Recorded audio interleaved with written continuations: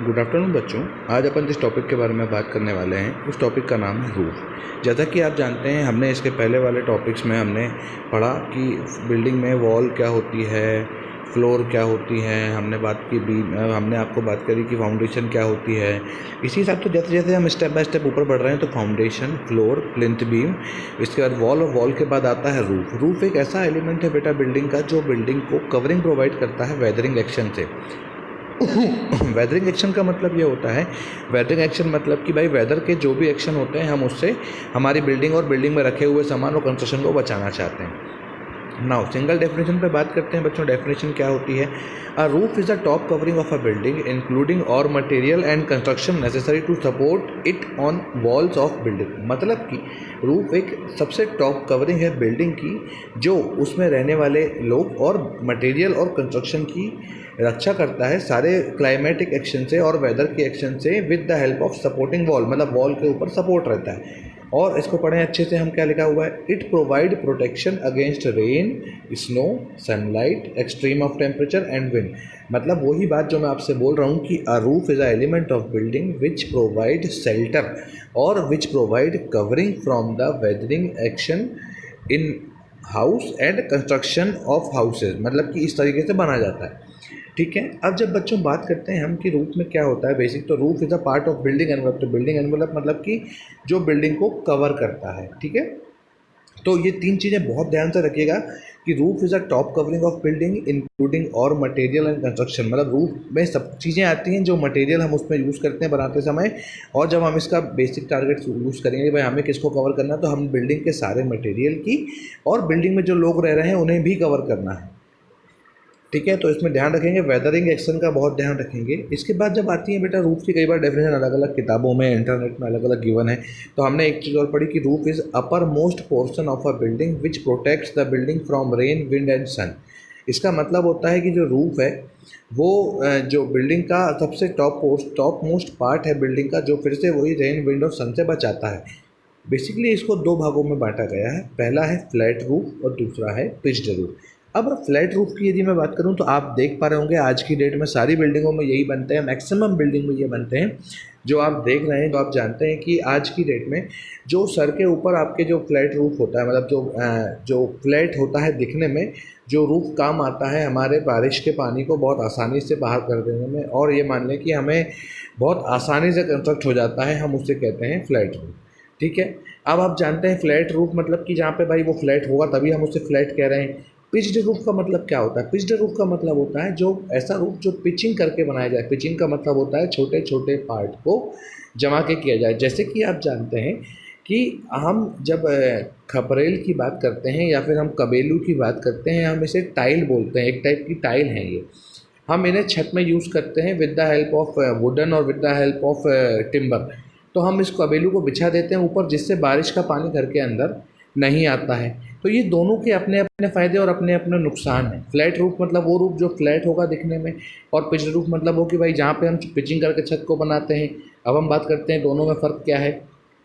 तो ये लिखा हुआ है कि flat roof are used in plain where rainfall is less and climate is moderate. इसका मतलब यह है कि भैया फ्लैट रूफ वहाँ यूज़ किया जाएगा जहाँ पे बारिश जो है वो कम होती है, और जो वेदर का एक्शन है या फिर जो क्लाइमेटिक जो मतलब कि मौसम जो है वो मीडियम रहता है। ना तो ज़्यादा गर्मी पड़ती है, ना तो ज़्यादा ठंडी पड़ती है, ना तो ज़्यादा बारिश पड़ती है। ठीक है। लेकिन यदि मैं वहीं पे बात करता हूँ पिच्ड रूफ की, तो पिच्ड रूफ कहाँ पे यूज़ होता है? तो देखिए आप क्या लिखा हुआ है, pitched roof are preferred whether rainfall is more. तो जहाँ पे बारिश ज़्यादा होगी वहाँ पे हम यूज़ कर रहे हैं पिच्ड रूफ। ठीक है। वैसे तो आप आज की डेट में आप जानते हैं एडवांस कंस्ट्रक्शन की यदि मैं बात करूंगा तो एडवांस कंस्ट्रक्शन में आप देख रहे हैं कि आज की डेट में सारे मकानों में फ्लैट रूफ का यूज़ हो रहा है।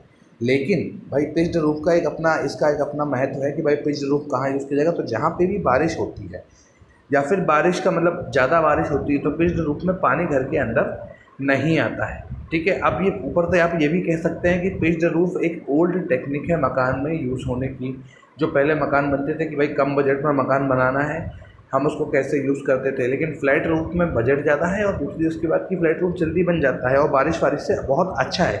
तो इस वजह से हम फ्लैट रूफ का यूज़ ज़्यादा कर रहे हैं। लेकिन ऐसा कहा जाता है और ऐसा माना जाता है कि पिच्ड रूफ जो है वो ज़्यादा अच्छा होता है बारिश के समय पे। ऐसा इसलिए होता है क्योंकि पिच्ड रूफ में सीपेज जाने की कोई गुंजाइश नहीं होती, क्योंकि आप जानते हैं पानी अपने आप ऊपर से नीचे की तरफ फ्लो करता है, तो पिच्ड रूफ से सारा पानी बिल्डिंग के बाहर हो जाता है। लेकिन वहीं पे छत में आपका नॉर्मल जो फ्लैट रूफ होता है उसमें पानी भरा रहता है, पानी निकलता है, फिर ड्रेन आउट यदि सही ड्रेनेज नहीं है तो छत में पानी भर जाएगा, फिर ज़्यादा देर तक पानी करेगा तो वो पानी के टच में रहेगा तो वो लीकेज हो सकता है, छत में रहने वाले तो अंदर टपक सकता है। इस वजह से पिच्ड रूफ का यूज़ हम वहाँ करते हैं जहाँ पर बारिश ज़्यादा होती है।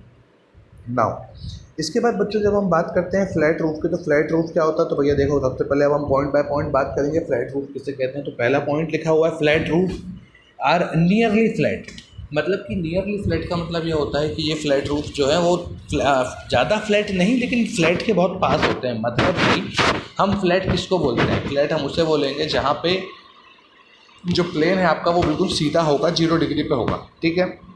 लेकिन जब मैं 10 डिग्री के आसपास टिल्ट कर सकता हूँ तो मैं उसे कहता हूँ फ्लैट रूफ। मतलब कि जब मैं छत की रूफ को 10 डिग्री तक टिल्ट करूँगा, मैक्सिमम 10 डिग्री तक, तो मैं उसे कहता हूँ फ्लैट रूफ। ऐसा क्यों? जैसा कि बच्चे मैंने आपको बताया कि फ्लैट रूफ में पानी बारिश का स्टोर होता है, और पानी स्टोर इन द सेंस कि पास होगा, जब छत में गिरेगा तो पानी रुकेगा और फिर वो पानी आगे ट्रांसफ़र होगा। तो जब वो पानी को ट्रांसफ़र करना होगा तो यदि वो स्लोप नहीं बना, और स्लोप यदि नहीं बनाया हमने उसको, तो भाई वो पानी रुक जाएगा, पानी रुकेगा तो लीकेज होगा, लीकेज होगा तो बिल्डिंग डैमेज होगी, बहुत सारी चीज़ें होंगी। तो फ्लैट रूफ मतलब it is nearly flat but it maximum जो हमें जो लिमिटेशन है वो है 10%, ठीक है। लिखा है however the slide slope is about to 10% is given to drain out the water, तो मैंने ये आपको बता दिया। इसके बाद लिखा है all type of upper storey floor can serve as flat roof. तो फ्लैट रूफ का सबसे बड़ा फ़ायदा वो क्या कि हम किसी भी टाइप की स्टोरी इसमें कंस्ट्रक्ट कर सकते हैं, कितनी भी स्टोरी कंस्ट्रक्ट कर सकते हैं। मतलब कि जब तक फ्लैट रूफ रहेगा तभी तो आगे मकान बन पाएगा।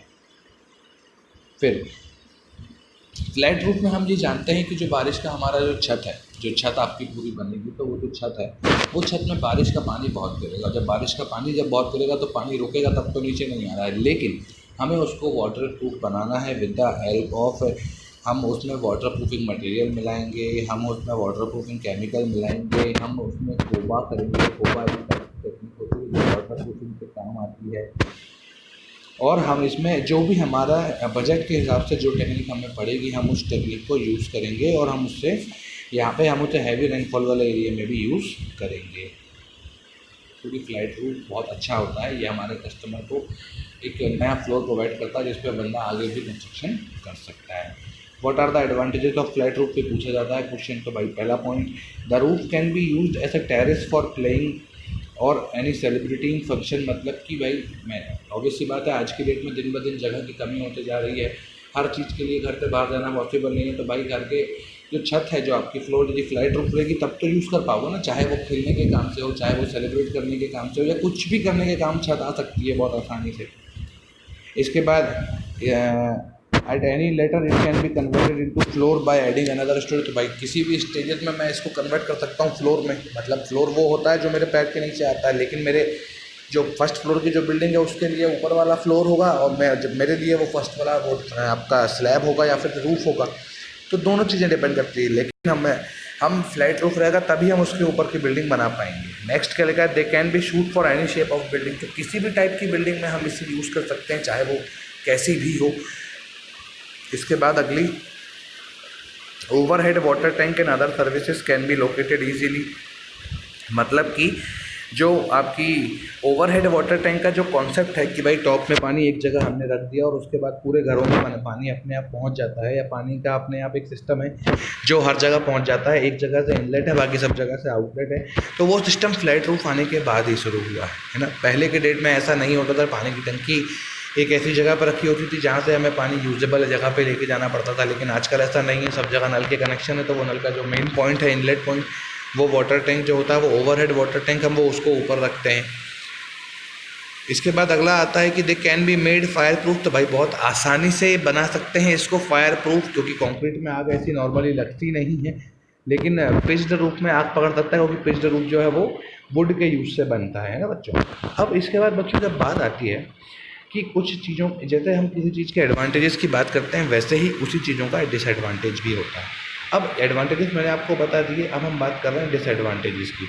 डिसएडवांटेजेस में सबसे पहले क्या लिखा है कि they can not cover large column free areas, मतलब कि हम जब इसे कंस्ट्रक्ट करेंगे तो भाई बहुत बड़ा ऐसा एरिया जहाँ पे कॉलम नहीं हो वहाँ पे हम फ्लैट रूफ यूज़ नहीं कर सकते हैं। ऐसा क्यों होता है? क्योंकि बच्चों ये मान लो कि आप जानते हैं ऑडिटोरियम हो गया, सिनेमा हॉल हो गई, कुछ ऐसी जगह है जहाँ पे हमें, या वर्कशॉप हो गई या फिर कोई वेयर हाउस हो गया, हम ये जानते हैं बच्चों कि ऐसी जगह पे हम वहाँ पे ऐसी छत का यूज़ करना चाहते हैं जो थोड़ा सा टिल्ट हो, या फिर हम ये मान के चलें कि हम वहाँ पे ये जो आपकी जो फ्लैट स्लैब है इसका खुद का वजन बहुत ज़्यादा होता है, तो इसका जो डेड वेट ज़्यादा होने देता है, हम इसे बिना कॉलम के यूज़ नहीं कर सकते हैं। लेकिन यहाँ पे वही बात है, बाकी दूसरे रूफ को हम यहाँ पे यूज़ कर सकते हैं बिना किसी आपके कॉलम के। तो अब हम इसके बाद बात करते हैं बच्चों की इसमें क्या होता है, तो लीकेज प्रॉब्लम में भी अगर, तो लीकेज प्रॉब्लम अगर होगी, मतलब कि भाई लीकेज आज नहीं तो कल लीकेज प्रॉब्लम आएगी और ये बिल्डिंग में हमें यूज़ करने के काम आएगा। मतलब कि आप ये समझिए कि जब बारिश का जो पानी है, जो बारिश का पानी आएगा, जब बारिश का पानी रुकेगा और यदि बाय मिस्टेक हमारे घर में लीकेज का प्रॉब्लम आ गया, तो लीकेज का जो प्रॉब्लम आएगा वो कैसे आ सकता है कि भाई जो एक बार यदि लीकेज आ गया तो वो हमेशा बना रहेगा। और इसके बाद दूसरी बात ये होती है कि लीकेज का प्रॉब्लम अपने आप में बहुत एक कॉस्टली प्रोजेक्ट है जो बिल्डिंग को करने में लग जाता है, और ये सिर्फ उन्हीं बिल्डिंगों में होगा जहाँ पे फ्लैट रूफ यूज़ होती है। नॉर्मल जिसमें पिच्ड रूफ होता है वहाँ पे हम यूज़ नहीं करते हैं। फिर लिखा है dead weight of floor roof is ज़्यादा, फ्लैट रूफ इज़ मोर। तो आप जानते हैं कि भाई डेड वेट ज़्यादा होगा क्योंकि इसमें आरसीसी लगती है, और आरसीसी अपने आप में खुद बहुत ज़्यादा हैवी होती है। आरसीसी का मतलब होता है रेनफोर्समेंट सीमेंट कंक्रीट। इसके बाद लिखा है कि जिस एरिया में वेदरिंग एक्शन, मैंने आपको बताया था कि मॉडरेट क्लाइमेटिक कंडीशन जहाँ पे होगी हम वहाँ पे यूज़ करते हैं फ्लैट रूफ का। लेकिन जहाँ पे बर्फ़ गिरती है, जहाँ पे नॉर्मली पानी ज़्यादा गिरता है, वहाँ पे हम कोशिश ये करेंगे कि फ्लैट रूफ का यूज़ हम नहीं करेंगे। क्योंकि अब जब यदि बर्फ़ गिरती है उस एरिया में, तो जब बर्फ़ गिरेगी तो यदि आप फ्लैट रूफ बनाएंगे तो उसे बार बार साफ़ करना पड़ेगा। लेकिन यदि आप उसको हल्का सा टिल्ट बनाते हैं या फिर पिच्ड रूफ बनाते हैं तो वो बर्फ़ अपने आप नीचे गिर जाएगी। तो ये सारी चीज़ें आपको ध्यान रखनी पड़ेगी।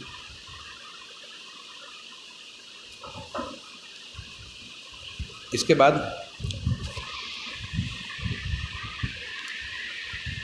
जब मैं बात कर रहा हूँ आरसीसी की, कि भाई फ्लैट रूफ बनता है नॉर्मली आरसीसी का। आरसीसी का मतलब मैंने फिर से बताया आपको, रेनफोर्समेंट सीमेंट कंक्रीट। और रेनफोर्समेंट सीमेंट कंक्रीट अपने आप में एक बहुत हैवी कंस्ट्रक्शन और बहुत कॉस्टली कंस्ट्रक्शन।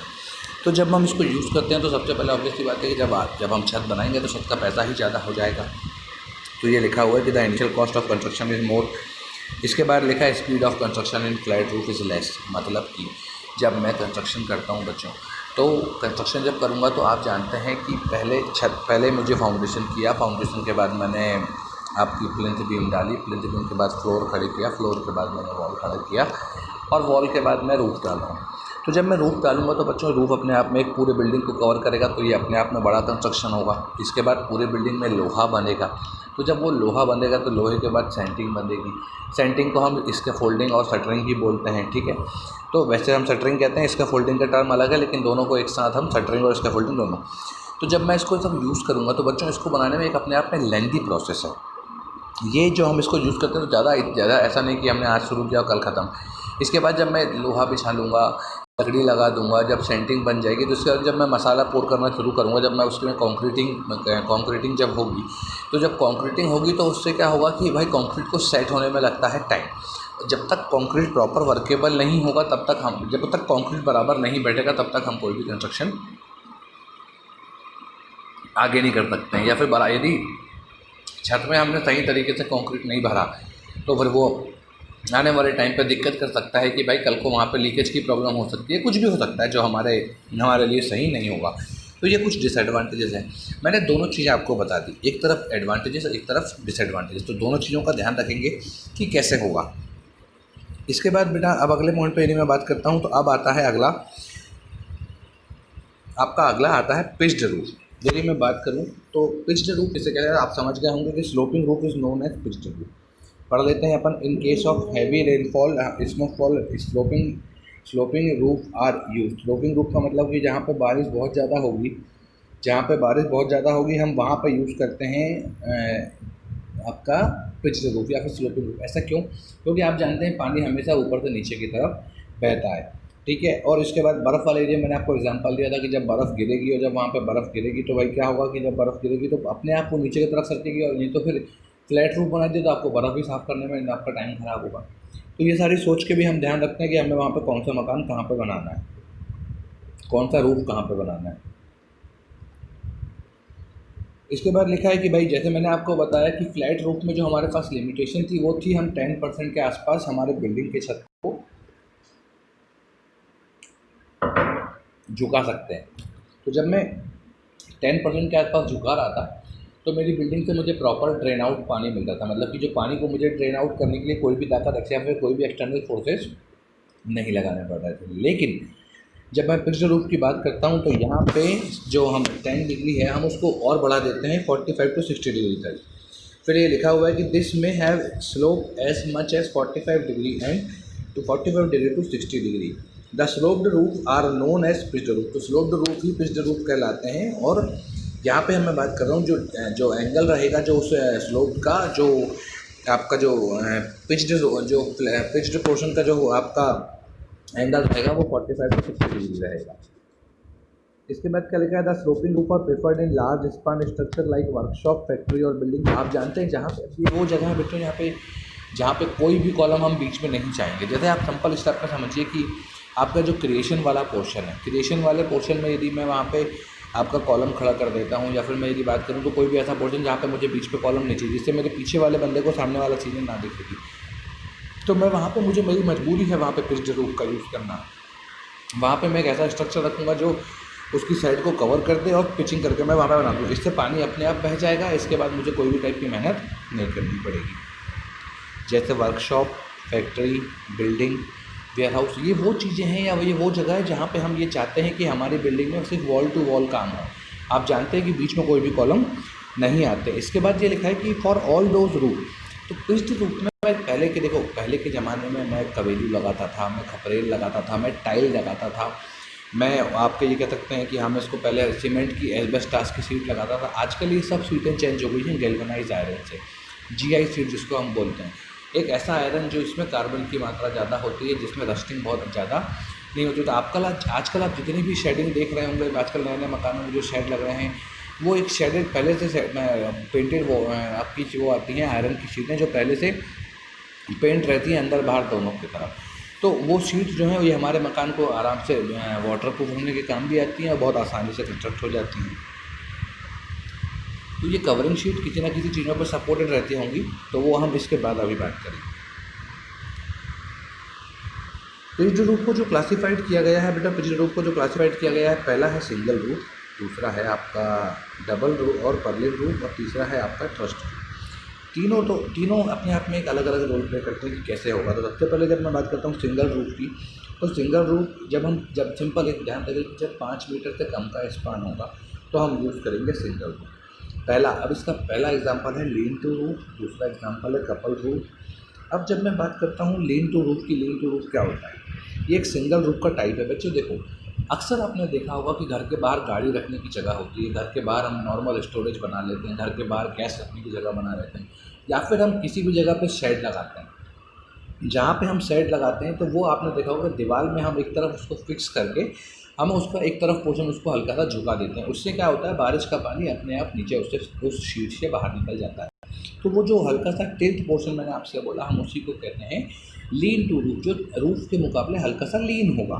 ठीक है, आप देख पा रहे हैं एक तरफ लिखा है लेफ्ट हैंड में मेन वॉल, राइट हैंड में देख पा रहे हैं लिखा हुआ है वरांडे की वॉल, या फिर आप या तो आप उसे ये मान लें कि वरांडे की वॉल है, या फिर आप उसे मान लें कि कोई कॉलम खड़ा हुआ, या फिर आप कोई सपोर्ट मान लें, कुछ भी हो सकता है। आप चाहे वुड लगा दें, आप चाहे वॉल लगा दें, आप चाहे वहाँ पे कोई टाइप का स्टोन लगा दें, ये आपके बजट पे डिपेंड करता है आपको क्या करना है। अब देखिए इसके ऊपर जो आप देख पा रहे हैं सबसे ज़्यादा इंपॉर्टेंट जो रोल है ये है रूफ कवरिंग। रूफ कवरिंग आप देख रहे हैं बेटा, एक वाइट कलर की ब्लैंकेट जो आपको पट्टी दिख रही है वो हम उसे कह रहे हैं रूफ कवरिंग। रूफ कवरिंग कुछ भी हो सकती है। अब जैसे रूफ कवरिंग की यदि मैं बात करूं तो आपसे रूफ कवरिंग हम वहाँ पे जीआई शीट कर सकते हैं, एसआई शीट आपकी जो आपकी एसी शीट्स कर सकते हैं। हो सकता है हम वहाँ पे लकड़ी की मदद से हम वहाँ पे कभी आपके जो टाइल्स बिछा दें। टाइल्स मतलब कि यहाँ पे प्रीकास्ट टाइल्स का मतलब है, और प्रीकास्ट टाइल जो खपरेल या फिर कबीलू के हिसाब से मिलते हैं मार्केट में, ठीक है। तो आप जो देख रहे हैं सामने की तरफ वॉल प्लेट बैटन जो दिख रहे हैं, छोटे छोटे बॉक्स दिख रहे हैं रूफ कवरिंग के नीचे, ये बेटा लकड़ी के वो बॉक्सेस हैं जो कंटिन्यूसली बिछे हुए हैं छत की पूरे आपके जो लीन टू रूफ की स्लैब पूरा एक स्पान में, जिससे हम उसको कबीलू रखने में वहाँ पे मदद मिलती है, ठीक है। इसके बाद कुछ चीज़ें ऐसी हैं जैसे सिंगल कोट जो स्ट्रिंग कोर्स लिखा हुआ, तो स्ट्रिंग कोर्स देखिए, स्ट्रिंग कोर्स दीवार में फंसा हुआ एक ऐसा एंगल होता है या फिर एक ऐसी शीट होती है जो उसके पानी को डायरेक्ट शीट में ट्रांसफ़र करती है, ना कि दोनों उसको नीचे की तरफ ट्रांसफ़र होने देती है। मतलब कि जब मैं शीट को लगाऊंगा तो शीट को इस तरफ से लगाऊंगा कि भाई उसके ऊपर एक ऐसी स्ट्रॉन्ग स्ट्रिंग लगा दूंगा जिससे वो पानी यदि ऊपर से गिरे तो वो अपने आप शीट में जाए, ना कि दीवार में जाए।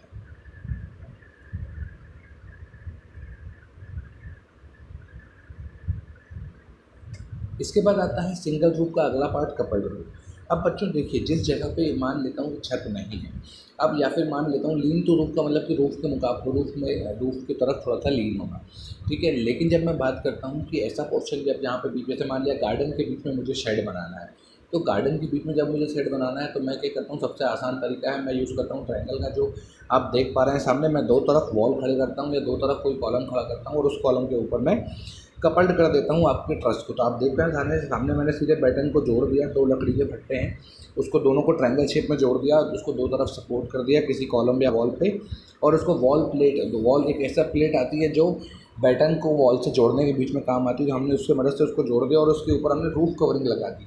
तो बस हमने सिर्फ वो किया, लकड़ी का साइड बना के हमने उसको कवर कर दिया। कपल्ड रूफ का मतलब होता है कि जो आपके दो दो कपल्ड करके लगाए जाए, मतलब कि एक साथ जोड़ दिए जाएँ वहाँ पे।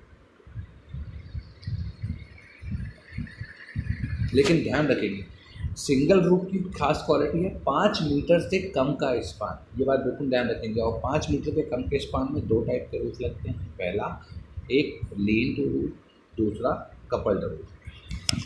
अब बात आती है डबल और पर्लिन रूफ की। तो बेटा डबल और पर्लिन रूफ की यदि मैं बात करूँ तो डबल और पर्लिन रूफ किसको कहेंगे, जब मैंने आपको बताया कि जैसे 5 मीटर से कम के रूफ के लिए मैं दो टाइप के रूफ यूज़ कर रहा हूँ, एक है आपका लीन टू रूफ और दूसरा मैं यूज़ कर रहा हूँ आपका कपल्ड रूफ। लेकिन जब मैं बात करता हूँ आपके 5 मीटर से ज़्यादा के स्पान के लिए तो मैं वहाँ पे यूज़ करता हूँ पर्लिन रूफ के, ठीक है। तो अब मैं बताता हूँ कैसे। देखिए, अब जब स्पान एक्सीड होता है और हम क्या करते हैं, राफ्टर लगाते हैं। अब राफ्टर किसे बोलते हैं ये भी आपको बिल्कुल नेक्स्ट वाले उसमें डायग्राम में समझ में आ जाएगा, बिल्कुल सिंपल। आप उस चीज़ से बिल्कुल बेफिक्र रहिए कि कैसे। एक बार आप डायग्राम देखेंगे तो आप कैसे, तो आप समझिए जब 5 मीटर से ज़्यादा होगा, अब 5 मीटर बोलते किसको हैं, 5 मीटर का मतलब होगा कि 1 मीटर में 3.28 फीट होते हैं, तो 5 मीटर में 5 किया 15 और 28 का मतलब होगा आपको 10 मान लें तो 16-17 फीट, 16-16.25 के आसपास फीट के आसपास की जगह की बात कर रहा हूँ। लेकिन जब स्पान और बड़ा होता है तब मैं यूज़ करता हूँ पर्लिन रूफ का या फिर डबल रूफ का, जहाँ पे मैं पर्लिन लगाता हूँ लोड को ट्रांसफ़र करने के लिए। तो ये पर्लिन एक टाइप का बिल्डिंग एलिमेंट है ट्रस का जो लोड को ट्रांसफ़र करने के काम आता है। लेकिन यदि अब मैं क्या करूँगा, जब 5 मीटर से ऊपर की जगह जब बचेगी और 5 में मैं वहाँ पे यदि लीन टू रूफ या मैं वहाँ पे कपल्ड रूफ लगाता हूँ तो इससे मेरे बजट को डैमेज होगा या फिर ये अनइकोनॉमिकल होगा। तो मैं क्या करता हूँ, तो मैं यूज़ करता हूँ डबल या फिर पर्लिन रूफ का।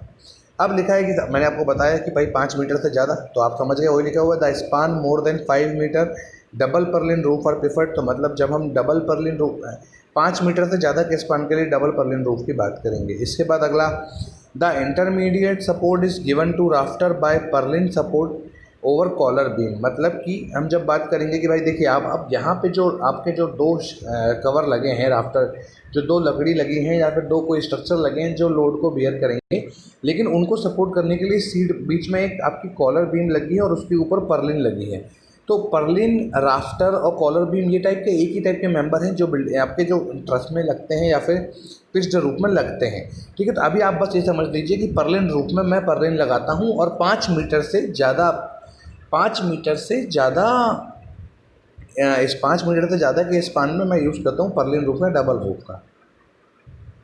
अब जब बात आती है बच्चों की, अब सबसे बड़ा रोल जो होता है वो होता है ट्रस रूफ का, क्योंकि पर्लिन वगैरह तो सब आजकल ख़त्म हो गए हैं, ज़्यादातर यूज़ ये नहीं हो रहे हैं, लेकिन अब ट्रस रूफ बहुत कॉमन है। तो अब हम बात करते हैं कैसे। तो भैया देखो,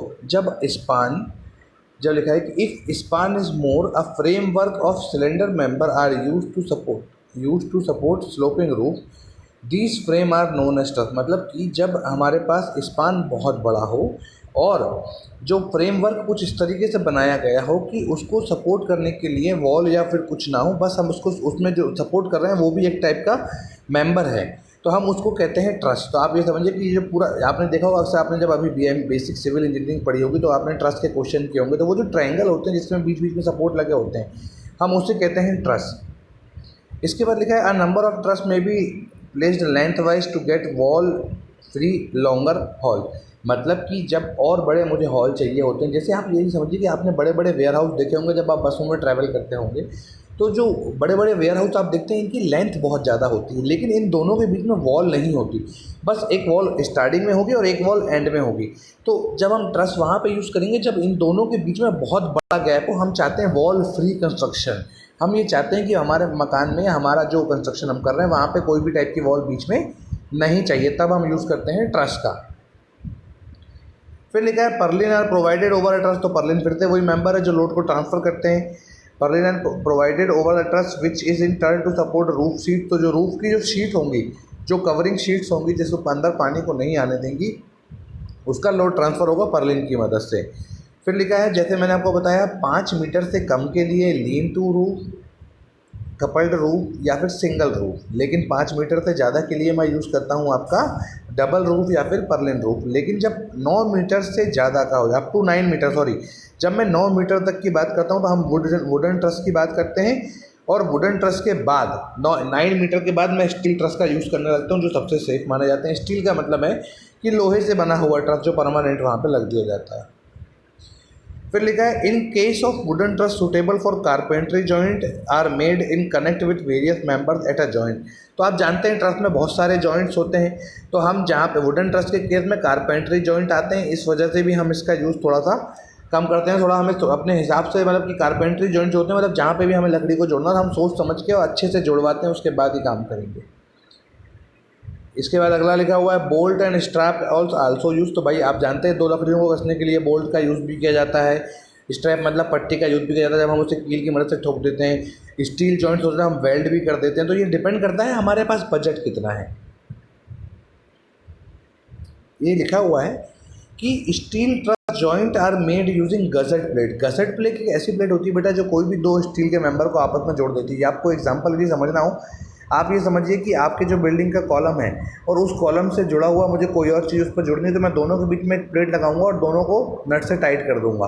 तो वो गसेट प्लेट एक टाइप की प्लेट होती है जो दोनों किन्हीं 2 मेंबरों के बीच में जॉइंट प्रोवाइड करवाती है। फिर लिखा है कि depending upon the span truss is different shape, और बहुत 2-3 टाइप के होते हैं हम जो बिल्डिंग में यूज़ करते हैं, और होते तो बहुत सारे टाइप के जॉइंट के हिसाब से, क्योंकि हम जब इसकी डिज़ाइनिंग करेंगे तो हो सकता है हर ट्रस की डिज़ाइन अपनी अलग हो, ठीक है। तो हम जब इसको बनाते हैं तो थोड़ा सा ध्यान रखेंगे। इसमें लिखा है कि जो ट्रस पे जो टाइप है वो डिपेंड करेगा आपके वॉल्स और कॉलम पे। फिर लिखा है type of truss use in building. तो पहला लिखा हुआ है सबसे पहले किंग पोस्ट ट्रस या फिर क्वीन पोस्ट ट्रस या फिर हाउ ट्रस, ठीक है, होवे ट्रस भी बोलते हैं हम इसको। तो आप ये समझिए ये जो आप सामने देख रहे हैं ये है ट्रस। अब आप देखिए किंग पोस्ट ट्रस का मतलब आप इसे कैसे समझेंगे। तो देखिए बेटा, जब आपने रेलवे सबसे ज़्यादा यूज़ करता है, वैसे ट्रस का मैं बताना भूल गया था आपको, रेलवे सबसे ज़्यादा यूज़ करता है इस टेक्निक का, पिच्ड रूफ का, और रेलवे इसका आपके जो शेल्टर वगैरह बनाता है उसमें भी वो इस चीज़ का यूज़ करता है, आपके पिच्ड रूफ का। तो वहाँ पे हम जब ट्रस लगाते हैं, क्योंकि जब ट्रेन गुजरेगी तो भाई बहुत सारे वाइब्रेशन आते हैं, तो वहाँ पे हमें ट्रस लगाना पड़ेगा जो बिल्डिंग को सेफ्टी प्रोवाइड करेंगे या स्ट्रक्चर को सेफ्टी प्रोवाइड करेंगे। तो आप जो देख रहे हैं बच्चों, सबसे पहले लेफ्ट हैंड कॉर्नर में सबसे टॉप का फिगर वो है किंग पोस्ट ट्रस। तो आप देख रहे हैं बच्चों, ऊपर से जो शीट आ रही है उसका वजन ट्रांसफ़र करने के लिए एक बीच में डंडी लगी हुई है और जो फर्दर 2 रॉडों से कनेक्टेड है। मतलब कि आप देखिए, यदि मैं इस मेंबर को नेम देता हूँ ABCD, यदि टॉप से शुरू करता हूँ तो जो B पॉइंट है वो सबसे टॉप में है और जो A पॉइंट है वो लेफ्ट कॉर्नर में, C कॉर्नर जो पॉइंट है वो राइट कॉर्नर में। इन दोनों के बीच आप 3 रॉड देख पा रहे होंगे बच्चों की 3 रॉड कनेक्टेड ऐसे कि तीनों का लोड एक वो मेन रॉड की मदद से ही ट्रांसफ़र होगा। तो जब लोड किसी एक रॉड की मदद से ट्रांसफ़र होगा तो हम उसे कहते हैं किंग पोस्ट ट्रस। फिर जब आप देख रहे हैं सेम ट्रस, देखिए जहाँ पे आप जॉइंट एक था यहाँ पे 2 जॉइंट होगा, यहाँ पे जो लोड ट्रांसफ़र हो रहा है वो 2 अलग अलग मेंबर से मदद से हो रहा है। एक आप ये देख पा रहे होंगे, जब ए बी सी डी 4 हो गए, मतलब ए के बाद सी, बी पॉइंट में देखिए 2 रॉड लगी हुई हैं और बी के बाद सी पॉइंट पे फिर दोबारा 2 रॉड लगी हुई हैं। तो बच्चों यही फ़र्क है किंग पोस्ट में और क्वीन पोस्ट पे। लेकिन उसके बाद अगला मेंबर जो है वो कहलाता है होवे ट्रस। होवे ट्रस मतलब जो होता है भैया वो 8 मीटर से भी ज़्यादा की जगह पर काम आता है, 30 मीटर तक के बीच में काम आ जाता है। अब 30 मीटर किसको बोलते हैं आप समझिए। 30 मीटर मतलब कि 90 फिट। अब 90 फिट मतलब कि कितना होता है, यदि आप जनरल कॉल पे बात करें तो 90 फिट का मतलब होगा कि भैया 1 किलोमीटर जो आपका मतलब कि जनरल पे बात करें तो अपन 90 फीट अपने आप में एक बहुत बड़ी डिस्टेंस है, ठीक है। तो हम उसको यूज़ करते हैं कि भाई हम वहाँ पे बड़े बड़े ट्रस लगाने, तो हम वहाँ पे होवे ट्रस यूज़ करते हैं, ठीक है। तो अब हम बात करते हैं इसके बाद क्या। तो भाई सबसे पहले लिखा है किंग पोस्ट ट्रस्ट, दूसरा लिखा है क्वीन पोस्ट ट्रस्ट और तीसरा लिखा है होवे ट्रस्ट। 8 मीटर तक up to the 8 metre king post, up to 10 metre queen post और 30 मीटर तक जाने के लिए मैं यूज़ करूँगा आपके होवे ट्रस के बारे में, ठीक है। अब जब बात आती है बच्चों की, अपन जब ट्रस का यूज़ कर रहे हैं या फिर अपन जब ट्रस की बात करेंगे या फिर अपन जब ट्रस के बारे में पढ़ेंगे आगे, तो हमें पता होना चाहिए कि तीनों के बीच में डिफरेंस क्या था। आपसे यदि कोई बोलता है कि किंग पोस्ट क्या होता है तो आप ध्यान रखेंगे, जब लोड एक सिंगल मेंबर की मदद से ट्रांसफ़र किया जाएगा उसी सिंगल मेंबर की मदद से, तो हम उसे कहेंगे किंग पोस्ट। और जब लोड किन्हीं 2 छोटे छोटे मेंबर की मदद से ट्रांसफ़र किया जाएगा तो हम उसे कहेंगे क्वीन पोस्ट। और जब उससे भी ज़्यादा मेंबर हो जाएंगे छोटे छोटे जो उसको सेफ बना रहे होंगे तो हम उसे कहेंगे आपका होवे ट्रस। तो king post up to the 8 metre, 8 metre के बाद 10 मीटर, 10 मीटर का आएगा क्वीन पोस्ट और इसके बाद आएगा 6 to 30 मीटर। तो भाई 30 मीटर तक मतलब 10 से ऊपर आप मान सकते हैं, 10 से ऊपर वाले जितने भी आएंगे वो सब होवे ट्रस आएंगे आपके।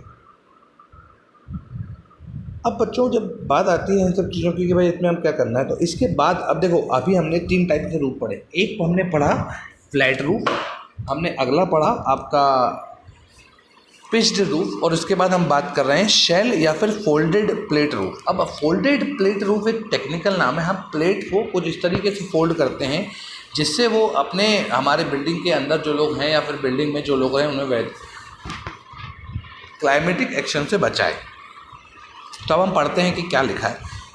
Shell roof may be defined as a curved surface. तो शेल रूफ का मतलब है कर्व्ड। अब अभी तक देखिए हमने पहले क्या किया, हमने पहले बिल्डिंग की जो छत को फ्लैट रखा, मतलब फ्लैट वाली यूज़ को देखा, फिर हमने उसके बारे में पिच्ड के बारे में पढ़ा। अब हम कर्व्ड सरफेस के बारे में कर रहे हैं क्योंकि ऐसी कई बिल्डिंगें होती हैं जहाँ पे हम कर्व्ड सरफेस का यूज़ करते हैं। तो लिखा हुआ है कि shell roof may be defined as a curved surface the thickness of which is small compare to the other dimension. मतलब कि जहाँ पे जो शीट की थिकनेस है या फिर जो मटेरियल जो शीट लगेगी उसकी थिकनेस जो है वो कम रहती है और बहुत आसानी से वो फोल्ड हो जाती है, फिर बहुत आसानी से कर्व शेप में कन्वर्ट हो जाती है। अब देखिए in this roof lot of load is transfer by membranes compression instead of by bending as case of conventional slab and beam construction. मतलब कि आप जनरल आप इसको इतना टिपिकल मत समझिए। हम ये कह रहे हैं कि आपने नॉर्मल घरों में देखा होगा कॉलम और बीम की मदद से हम लोड को ट्रांसफ़र करते हैं। अब जब कॉलम और बीम की मदद से हम जब लोड को ट्रांसफ़र करते हैं तो आपने ये देखा होगा कि यार बीम लगाते हैं तो बीम में जो बीम लगा हुआ है आपके सामने की जो बीम है, बीम के वजन को कॉलम में लेके आते हैं, फिर कॉलम से हम नीचे लेके जाते हैं। तो यहाँ पे एक बेंडिंग होती है। बेंडिंग का मतलब होता है, बेंडिंग एक टाइप की प्रोसेस है जिस लोड की वजह से स्ट्रक्चर में चेंज आना कहलाता है बेंडिंग। तो अब जब मैं बड़े बड़े स्ट्रक्चर बनाता हूँ जैसे मॉल्स हैं, जैसे कुछ सिनेमा हॉल्स हैं, और भी बड़ा स्ट्रक्चर ले लो जहाँ पे बहुत सारे लोग पब्लिक बिल्डिंग की बात मैं करूँ एक साथ आते हैं, तो वहाँ पे यदि मैं उसको ओपन स्पेस में मैं जब कंस्ट्रक्शन करता हूँ तो वहाँ पे मैं यूज़ करूँगा ट्रस की।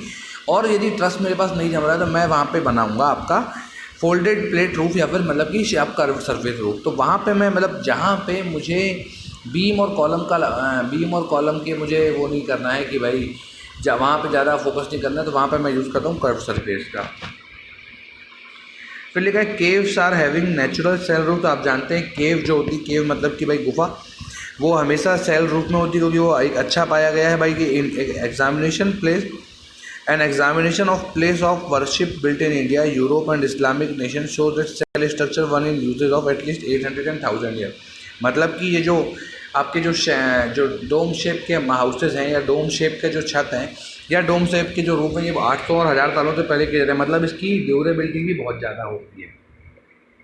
अब लिखा है कि however the shell of middle age were massive masonry structure but nowadays thin RCC shell roof are built, मतलब कि पहले के समय में जब वो रूफ का बनाया जाता था, आपने देखा होगा जैसे ताजमहल के ऊपर वाला जो मकबरा है, या कई चीज़ें जो गोल गोल कन्वर्ट की गई हैं या फिर कर्व सर्कल बनाई गई, तो ये बहुत सारी छोटी छोटी चीज़ों मिलकर बनाई जाती थी, चाहे वो ब्रिक को जोड़ के बनाई जाए या पत्थरों को जोड़ के बनाई जाए। बट आजकल आरसीसी बनाई जाने लगी हैं। आरसीसी बहुत आसानी से कन्वर्ट हो जाता है, हल्का सा उसे हम पहले से बना लेते हैं और पहले से बना के लाके उसे हम वहाँ पे रख देते हैं। और कहाँ लगाते हैं? लार्ज कॉलम फ्री एरिया, जहाँ पे हमें कॉलम नहीं चाहिए। इसके बाद बात आती है बच्चों advantages and disadvantages of shell. तो जब मैं बात करूंगा कि भैया पहले एडवांटेजेस की, तो good from aesthetic point of view, बहुत अच्छे दिखते हैं भाई, कर्व सर्फेस के रूप बहुत अच्छे दिखते हैं, ऑब्वियस ही बात है। मटेरियल कंजप्शन कम हो जाएगा, तो भाई जब हम ना पिचिंग करनी है, ना हमें लोहा लगाना पड़ रहा है, ना बीम बनानी पड़ रही है, तो ऑब्वियस ही बात है मटेरियल कम लगेगा। फिर आता है foam work can be removed early. भाई जो फोम वर्क मतलब कि वो जो हम शटरिंग लगाएंगे, वो जो सेंटरिंग लगाएंगे, वो बहुत आसानी से रिमूव हो सकती है। Large column free area can be covered, तो भाई सबसे बड़ी रिक्वायरमेंट फुलफिल हो रही है हमारी कि हमें कॉलम चाहिए नहीं बीच में। इसके बाद इसके कुछ डिसएडवांटेजेस भी हैं। पहले top surface is curved has advantages of terrace is lost, मतलब कि जब टॉप सरफेस कर्व पे है तो हम उसके ऊपर आगे कुछ भी कंस्ट्रक्शन नहीं कर सकते, टेरेस में जाना नहीं सकते, हम वहाँ पे कोई भी काम नहीं कर सकते, जैसे चाहे वो फंक्शनिंग हो, जैसे चाहे वो छोटी सी पार्टी हो, जो भी हम करना चाहें सेलिब्रेट कर सकते हैं, वहाँ पे हम पूजा पाठ वगैरह कर सकते हैं, जो भी हम नहीं कर पाएंगे क्योंकि कर्व सर्फेस में उसके ऊपर का सर्फेस हो जाता है 0। फिर लिखा है फॉर्म वर्क इस कॉस्ट, तो जो आपने फॉर्म वर्क जल्दी निकाल लिया उसको वो जो लगेगा अपने आप में वो भी बहुत हैवी लगेगा, क्योंकि फॉर्म वर्क ये बहुत आसानी से मार्केट में अवेलेबल नहीं होते हैं। ये जो आप देख रहे हैं सामने की तरफ बेटा सिलेंड्रिकल रूफ और बटरफ्लाई, तो ये दोनों बहुत कॉमन है, मैंने इसलिए इन दोनों को ही चुना। आपने अक्सर देखा होगा कि जितने भी वेयर हाउस वगैरह होते हैं वहाँ पे ये सिलेंड्रिकल आपका जो रूफिंग लगी होती है, लेकिन बटरफ्लाई वगैरह आपने रेलवे वगैरह में देखी होगी, जहाँ पे आजकल जो नए नए स्टेशन बन रहे हैं वहाँ पे ये बहुत कॉमन है। तो मैं आपको अब लाइव एग्जांपल के थ्रू बताता हूँ कि ये क्या होते हैं।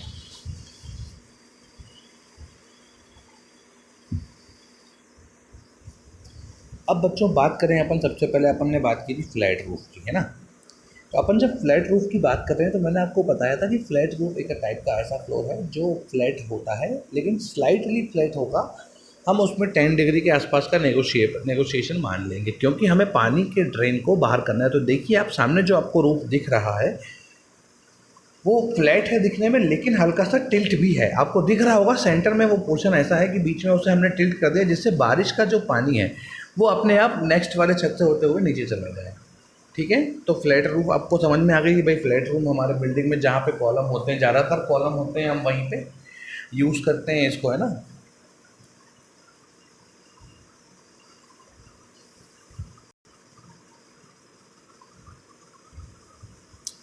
इसके बाद यदि मैं बात करूं तो बच्चों आप देखिए सामने की तरफ कि ये जो आप देख रहे हैं ये आपको समझ में आ रहा होगा, ये है लीन टू रूफ।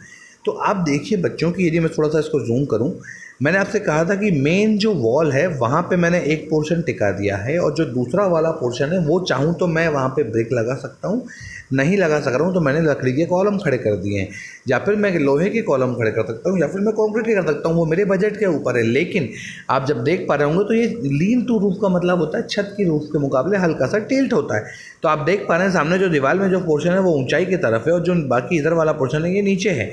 तो हम इसे ही तो कहते हैं लीन टू रूफ। आप देख पा रहे हैं। तो अच्छा कॉलम ये जो आप ग्रीन वाले टॉप जो बॉटम देख रहे हैं, जो आपके नीचे लगे हुए हैं, जो आपके लोड को ट्रांसफ़र कर रहे हैं, तो ये वॉल भी हो सकते हैं, इसमें कोई दिक्कत नहीं। जैसे हम वरांडा बनाते हैं, जैसे मान लेते हैं वरांडा क्या होता है, वरांडा एक टाइप का ऐसा कंपोनेंट है बिल्डिंग का, या फिर एक ऐसा एरिया है बिल्डिंग का जो उस काम आता है आपके एक्स्ट्रा सामान को रखने के, गाड़ी को खड़े करने में, हो सकता है पेड़ पौधे करने के, झूला लगा दिया आपने, मतलब जहाँ पे मैं सिर्फ ये चाहता हूँ कि इसके ऊपर बारिश ना हो, बाकी खुला हुआ पोर्शन मुझे चाहिए, तो मैं वहाँ पे यूज़ करता हूँ बच्चों आपका लीन to roof.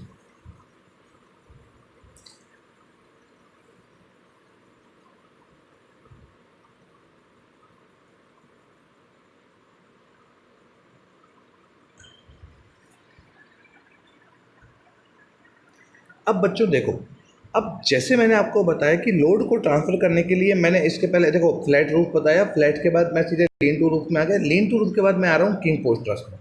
King post truss की बात यदि मैं क्या करूँ तो आप देखो बच्चों, लोड को ट्रांसफ़र करने के लिए मैंने क्या किया हूँ, बॉटम पे एक लगी है आपकी जो आपकी कॉलर बीम है, कॉलर बीम के ऊपर देखिए 2 रॉड लगी हैं, तो हम इसे कहते हैं राफ्टर।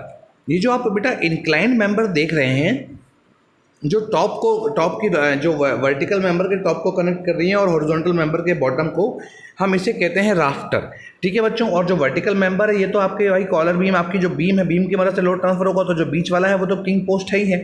तो लोड को ट्रांसफर करने के लिए हम जो आप देख पा रहे हो सामने छोटे छोटे 2 इंक्लाइंड मेंबर हैं जो लोड को ट्रांसफर कर रहे हैं। जो शेड का लोड है उसे बीच वाले कॉलम पे लेके आ रहे हैं, बीच वाली वॉल पे, और फिर ट्रांसफर कर रहे हैं उसे नीचे वाले उसमें। तो हम इसे कहते हैं किंग पोस्ट ट्रस्ट, या फिर हम इसको कहते हैं आपका कि भाई कपल्ड रूप में सेम टेक्निक हम अपनाते हैं। ठीक है, लेकिन ध्यान देंगे जब लोड को ट्रांसफ़र किया जाएगा सिंगल कॉलम के द्वारा। आप देखिए मैं बार बार कह रहा हूँ, राफ्टर मतलब कि वो जो इंक्लाइंड मेंबर है जो टॉप से लेके बॉटम तक लगा हुआ है वो, और इधर पे जो इधर लेफ्ट कॉर्नर तक शुरू करें और टॉप कॉर्नर तक वो जा रहा है, और उसमें जो इंक्लाइंड मेंबर है हम उसे कहते हैं राफ्टर। और जो बीच में लगे हुए हैं वो भी राफ्टर, लेकिन वो जो लोड ट्रांसफ़र कर रहे हैं वो बीच वाले पोर्शन से ट्रांसफ़र कर रहे हैं, जो बीच में रॉड लगी हुई है, हम उसे कहते हैं किंग पोस्ट।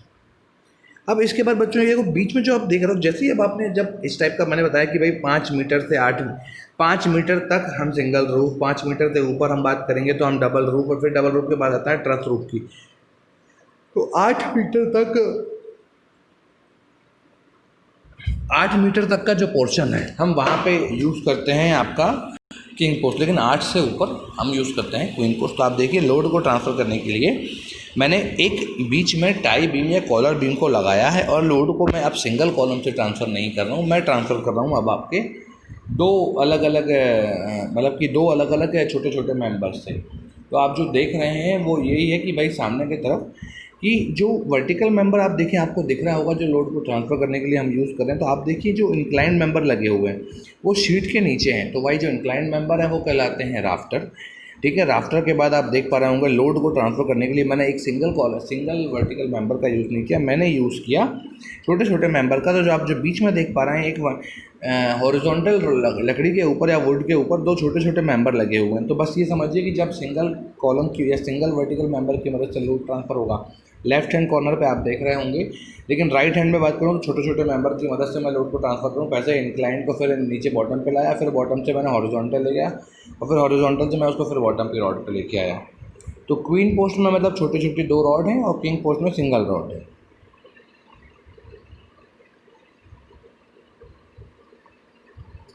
इसके बाद बच्चों आती है होवे ट्रस। मैंने आपको बताया था होवे ट्रस एक टाइप का ऐसा ट्रस होता है जहाँ पे बहुत सारे मेंबर लगे हुए हैं जो लोड को ट्रांसफ़र कर रहे हैं। तो मैंने आपको बताया कि जहाँ पे 5 मीटर तक मैं यूज़ कर रहा हूँ सिंगल रूफ का, लेकिन मैं 8 मीटर तक यूज़ कर रहा हूँ आपके डबल या पर्लिन रूफ का, और 8 से 10 के बीच में जब मैं आता हूँ तो 8 में मैं करता हूँ किंग पोस्ट ट्रस का, और 10 में मैं करता हूँ क्वीन पोस्ट ट्रस का। लेकिन जब मैं बात करता हूँ और ज़्यादा बड़े स्पान की, जहाँ पे मुझे बिल्कुल भी कॉलम नहीं चाहिए, मैं जानबूझ के ऐसा कंस्ट्रक्शन कर रहा हूँ कि बीच में मुझे कोई भी डिफरेंस क्रिएट ना हो, तो मैं वहाँ पे यूज़ करता हूँ होवे ट्रस। तो आप देख पा रहे हैं सामने की तरफ कि एक ऐसा ट्रस जो लोड को ट्रांसफ़र करने के लिए टॉप एक मेंबर का यूज़ करें, वर्टिकल मेंबर का यूज़ करें, हम उसे कहते हैं होवे ट्रस। तो आप देखिए पहले वर्टिकल मेंबर है, उसके बाजू में सपोर्टिंग 2 इंक्लाइंड मेंबर है, फिर 2 वर्टिकल हैं, फिर 2 इंक्लाइंड मेंबर है, फिर 2 वर्टिकल। तो हम जितना सेफ हो सके उतना सेफ हमारे स्ट्रक्चर को बना रहे हैं। तो होवे ट्रस एक टाइप का ऐसा ट्रस है जहाँ पे बहुत सारे मेंबर होते हैं, जहाँ पे हम लोड को ट्रांसफ़र करने के लिए बहुत सारे मेंबर की मदद लेंगे, उसे कहते हैं होवे ट्रस। इसके बाद बच्चों जब हम बात करते हैं अगला, मैंने जैसी बात की थी आपसे डोम शेप में, तो देखिए मैं आपसे वो जो स्ट्रक्चर कह रहा था जो शीट को फोल्ड करने के, तो आप थोड़ा ध्यान से देखें इसको। ये जो पोर्शन आप देख रहे हैं सामने, ये देखिए आपको कि एक तरफ मुझे वॉल बीच में कॉलम नहीं देना है, क्योंकि जब मैं बात कर रहा था बच्चों की, आप देखिए सामने की तरफ कि जो एक तरफ एक वॉल है, दूसरी तरफ दूसरी वॉल आपको उस एंड में देखिए कि बीच में आपकी वो जो कोलैप्सिबल डोर लगा हुआ है, या फिर उसको अपन ऐसे माने कि बीच में वो डोर लगा हुआ है जो शटर से ओपन हो जाता है, लेकिन उसके ऊपर जो छत लगी है देखिए हमने उसको टिल्ट कर दिया है, क्योंकि बीच में हमें वहाँ पे कॉलम नहीं चाहिए था, तो हमने इसे डोम शेप में कवर कर दिया। तो ये आपने अक्सर देखा होगा रोड में।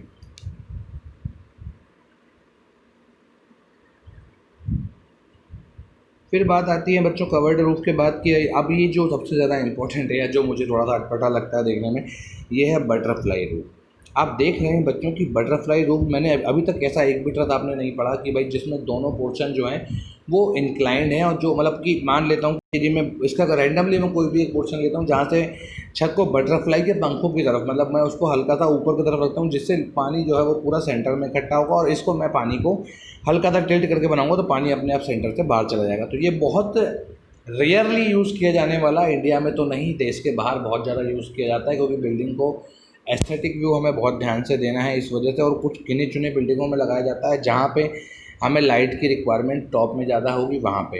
तो आप देख पा रहे हैं बेटा दोनों तरफ से छत हल्की सी उठी हुई है और बीच में हल्की सी झुकी हुई है। तो जब कुछ बिल्डिंगों की डिमांड ये होती है तो हमें ये मजबूरी में करना पड़ता है, और ये भी एक टाइप की एक अच्छी और एक थोड़ा सा इंटरेस्टिंग टाइप का पैटर्न है जो बिल्डिंग में बहुत माइनरली यूज़ किया जाता है, इंडिया में, बाहर तो किया जाता ही है। इसके बाद बात आती है जो लास्ट है वो है आपका, जैसे मैं आपको यदि बताऊं तो आप ये है वो आपका डबल परलिन रूफ। तो आप जो मैं कह रहा था आपसे परलिन, मैंने आपको राफ्टर बता दिए लेकिन परलिन नहीं बताया। तो देखिए बच्चों, लोड को ट्रांसफ़र करने के लिए मैं आपसे बोल रहा था कि सामने तरफ जो 2 रॉड लगी है वो तो ठीक है, लेकिन आप देखिए कि मैंने जो हॉरिजॉन्टल मेंबर लगाए हैं जो पूरे पूरे कबीलों को जमाने के काम आते हैं। तो देखिए आप ये जो हॉरिजॉन्टल मेंबर हैं, ट्रस में हॉरिजॉन्टल मेंबर वो कहलाते हैं परलिन, और जो इंक्लाइन मेंबर हैं जो वर्टिकली लगे होते हैं इंक्लाइन पोजीशन पे, हम उसे कहते हैं राफ्टर। तो ये है आपका परलिन और राफ्टर वाला जो केस हमने पढ़ा था, डबल परलिन डबल राफ्टर वाला पढ़ा था ना हमने, डबल परलिन और डबल पिच्ड रूफ की बात की थी हमने ये।